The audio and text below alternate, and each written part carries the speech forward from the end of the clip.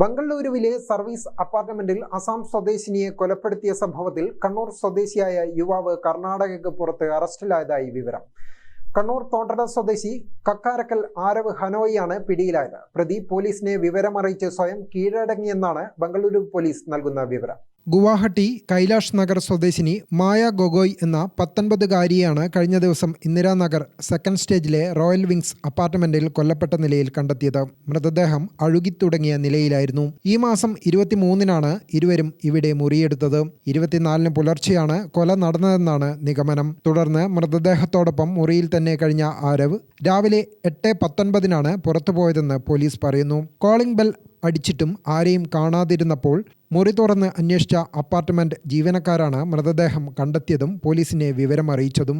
HSRലെ ഔട്ട്ലെ lips scholar overseas എന്ന സ്ഥാപനത്തിൽ student കൗൺസിലറാണ് Aarav Hanoi.